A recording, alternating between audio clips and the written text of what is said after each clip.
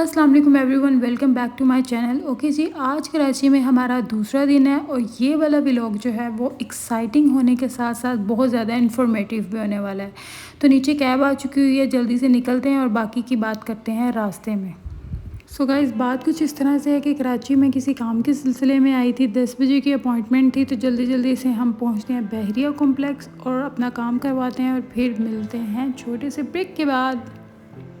2000 years later. 3 घंटों के बाद काम जो है वो हमारा हो चुका था। उसके बाद हम वापस आए थे अपने होटल और मैंने आते आते नाश्ता जो है वो ऑर्डर कर दिया था। अब डिलीवरी बॉय आ रहा है, जल्दी से नाश्ता रिसीव करते हैं, नाश्ता करते हैं और फिर निकलते हैं। और नाश्ते में मैंने मंगवाए थे आलू चीज़ पराठे, सादा पराठा था, चिकन था, साथ ऑमलेट था और साथ हमेशा की तरह सबकी फेवरेट मोस्ट फेवरेट चाय।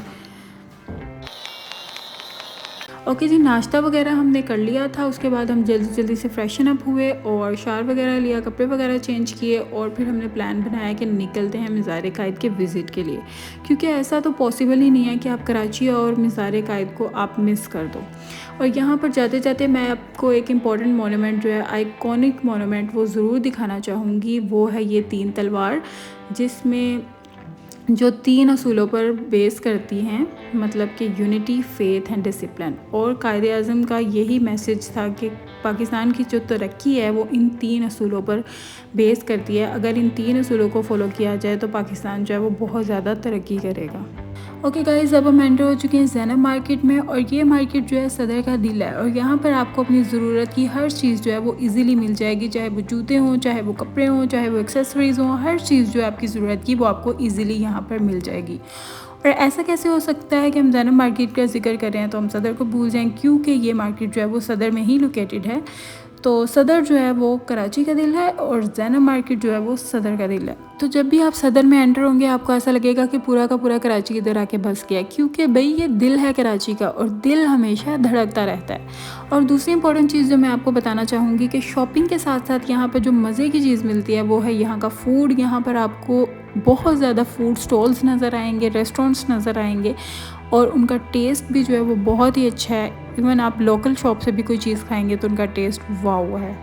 ओके गाइस, फाइनली 45 मिनट्स की ट्रैवलिंग के बाद हम मज़ार-ए-कायद पहुँच चुके हैं और आते साथ ही हमने 50 रुपीज़ की टिकट ली, पर पर्सन 50 रुपीज़, और 50 की टिकट बाय की और अंदर एंटर हुए। एंटर होते साथ ही बताया गया था कि जो मज़ार है वो इसका बाहर से कंस्ट्रक्शन वर्क चल रहा है और वो बंद है। और ये भी सुनने में आया कि 4 सालों से इसके अंदर एंट्री जो है वो बंद है, क्योंकि यहाँ पर डिफरेंट टिकटॉकर्स वगैरह आते थे तो वो डांस वगैरह की वीडियो बनाते थे, बजाय कि फ़ातिहा पढ़ी जाए तो वो इस तरह की हरकतें किया करते थे, तो जिसकी वजह से इसके अंदर एंट्री जो है बंद कर दी गई थी। और यहाँ पे हमारे साथ ज़्यादती ये हुई थी कि इन लोगों ने शूज़ के पैसे जो है वो हमसे ले लिए थे। शूज़ रखवाने की भी टिकट थी, तो उन लोगों ने पहले नहीं बताया कि अंदर एंट्री जो है वो अलाउ नहीं है। जब शूज़ के पैसे वगैरह ले लिए और हम बिल्कुल मज़ार के करीब आए तो इन लोगों ने कहा अंदर एंट्री अलाउ नहीं है, कंस्ट्रक्शन वर्क चल रहा है।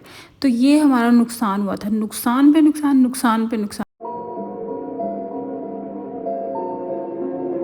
खैर, फिर हम लोगों ने सोचा कि यार क्या किया जाए, तो फिर खड़े खड़े यहीं पे फ़ातिहा पढ़ी थी। फ़ातिहा पढ़ने के बाद सोचा कि यहाँ पर पास ही म्यूज़ियम है जहाँ पर कायद-ए-आज़म की ज़िंदगी से रिलेटेड डिफरेंट किस्म की चीज़ें जो हैं वो प्रिजर्व की गई हैं, जैसे उनका बेडरूम, उनकी गाड़ियाँ और डिफरेंट चीज़ें जो है वो रखी गई थी। तो अब हम जा रहे हैं म्यूज़ियम की तरफ। One eternity later. Okay guys, ticket वगैरह लेने के बाद हम म्यूज़ियम में एंटर हो चुके हैं। 10 रुपीज़ की इसकी टिकट थी और यहाँ पर कायद-ए-आज़म की ज़िंदगी से रिलेटेड जितनी भी चीज़ें हैं जो वो इस्तेमाल करते थे वो यहाँ पर प्रिजर्व की गई हैं और मैं एक एक करके वो सब चीज़ें आपको दिखाऊंगी। तो सबसे पहली चीज़ जो यहाँ पे है वो यहाँ पर ये गाड़ी है, जो कि सरकारी गाड़ी थी कायद-ए-आज़म की, और दूसरी ये वाली गाड़ी जो है वो इन्होंने खुद बाय की थी, इनकी प्रॉपर्टी थी।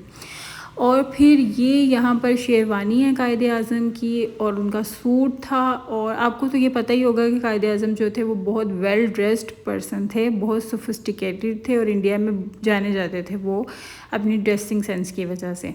और फिर यहाँ पर इनका बैरिस्टर का कोट था और कोट के बिल्कुल साथ सूट है और कुछ शूज़ की कलेक्शन दिखाई गई है जो कि कायद-ए-आज़म पहना करते थे।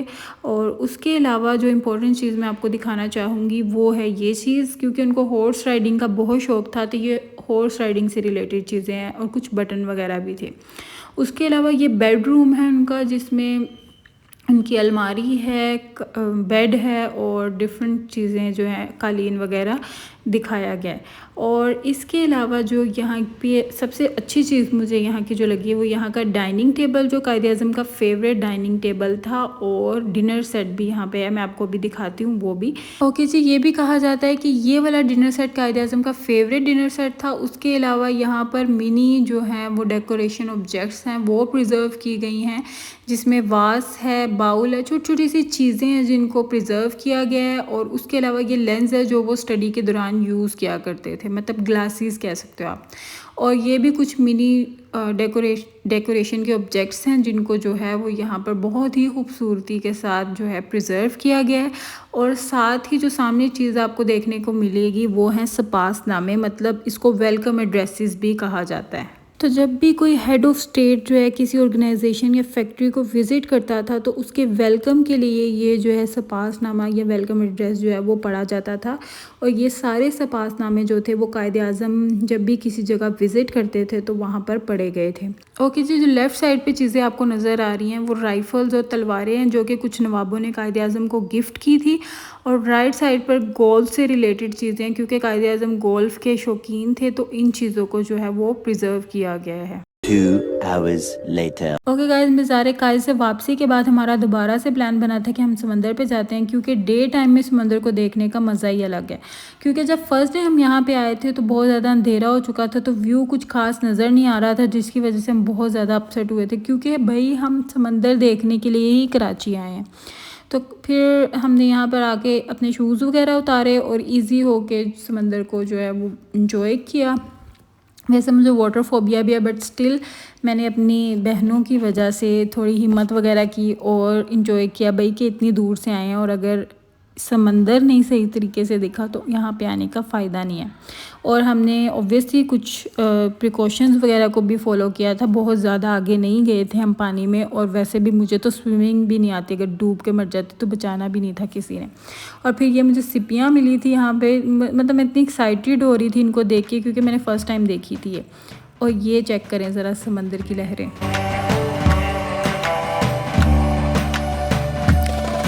स्टार्ट में जब हम आए थे बहुत ज़्यादा धूप हो चुकी हुई थी और गर्मी भी थी, बट यहाँ पर फ़ील नहीं हो रही थी। बट आहिस्ता आहिस्ता जो है शाम का टाइम होने लग गया था और मौसम बहुत ही अच्छा हो गया था। तो हमने सोचा, और हमें भूख भी लग रही थी, तो हमने सोचा कि यार अब कुछ खाते पीते हैं। तो फिर हमने सोचा क्या खाया जाए। और ऑब्वियसली अगर आप समंदर पे आए हो और आपने आइसक्रीम नहीं खाई तो आपको समंदर पे आने का जो है वो मज़ा ही नहीं आ सकता।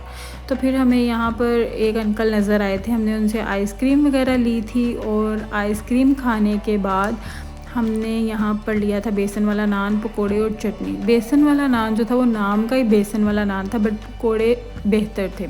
फिर मेरी सिस्टर ने की थी बाइक राइडिंग। तो उसके बाद फिर यहाँ पर मुझे एक मज़े की चीज़ जो है वो नज़र आई थी।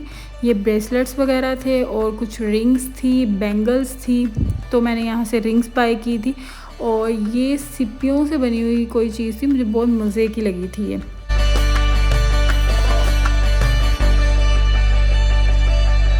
फिर उसके बाद हम निकले समंदर से, तो हमने कहा यार ये नारियल पानी जो है लाहौर में बहुत कम मिलता है, शायद पता नहीं मिलता भी है कि नहीं, बट कराची में ये बहुत ज़्यादा था, तो मतलब नज़र आ रहा था ये। तो मैंने कहा कि ये पीते हैं, क्योंकि मैंने कभी भी अपनी लाइफ में नारियल पानी नहीं पिया। तो फिर हमने ये भाई से कहा था कि हमें 2 नारियल पानी दे दें।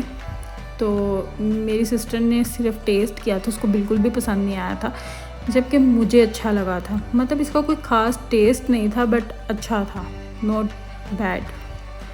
उसके बाद फिर हम रूम में वापस आए थे, तो हमने आके अंगीठी से ऑर्डर किया था, जिसमें थी मखनी हांडी, रोटियां थी, नान और कोल्ड ड्रिंक्स। ओके जी, ये था हमारा कराची का सेकंड डे, जो कि बहुत ज़बरदस्त था। ओके गाइज़, आज है हमारा कराची में थर्ड डे। हम किसी काम के सिलसिले में निकले थे, काम वगैरह हो चुका है, अब रूम वापस जा रहे हैं। जल्दी से जाके नाश्ता करते हैं और फिर आगे का प्लान बताती हूँ। तो नाश्ते में थे हमारे पराठे थे, ऑमलेट था और साथ था स्ट्रॉबेरी आइसक्रीम शेक, लस्सी थी। और ये सारा नाश्ता जो है वो हमने मंगवाया था इंशाल्लाह आलमगीर होटल से, और ये बहुत ही ज़बरदस्त नाश्ता था। पराठे भी बहुत अच्छे थे, ऑमलेट सब अच्छा था। फिर हम सदर गए थे, वहाँ से हमने घर वालों के लिए कुछ शॉपिंग करनी थी क्योंकि आज हमने घर चले जाना है। तो वहाँ से हमने जाके कुछ चीज़ें वगैरह बाई की थी, बच्चों के लिए खिलौने लिए थे, मामा के लिए कुछ चीज़ें वगैरह ली थी। उसके अलावा निम्को ली थी, यहाँ की famous nimko, I think easy nimko उसका नाम है, तो वो ली थी हमने। मिक्स निम्को होती है जो आप अपनी मर्ज़ी से सारी जो है मिक्स करवा के पैक करवाते हो। और फिर उसके अलावा मैंने अपनी व्लॉगिंग के लिए कुछ चीज़ें ली थी, ट्राइपॉड लिया था, हैंड्स फ्री ली थी, और भी 1-2 चीज़ें जो थी वो बाय की थी। और ये सब चीज़ें बाय करने के बाद हम ढूंढ रहे थे यहाँ की फ़ेमस बिरयानी। तो यहाँ पे कुछ लोगों ने हमें बताया था कि यहाँ पे स्टूडेंट बिरयानी जो है वो बहुत अच्छी, कोई रहमान बिरयानी कह रहा था, कोई student biryani, Rahman, I think Rahman कह रहा था और कुछ स्टूडेंट, बट हमने स्टूडेंट बिरयानी बाय की थी और ये बहुत मज़े की थी। लिटरली इनका टेस्ट अच्छा था, बट मैं कुछ ज़्यादा एक्सपेक्ट कर रही थी, बट अच्छा था टेस्ट। फिर हम निकल चुके थे घर के लिए और उम्मीद करती हूँ आपको आज का व्लॉग अच्छा लगा होगा। अगर आपको व्लॉग अच्छा लगा है, चैनल को सब्सक्राइब करें, लाइक करें, कमेंट करें, शेयर करें। मिलते हैं नेक्स्ट व्लॉग में, तब तक के लिए अपना बहुत सारा ख्याल रखिए। अल्लाह हाफिज़।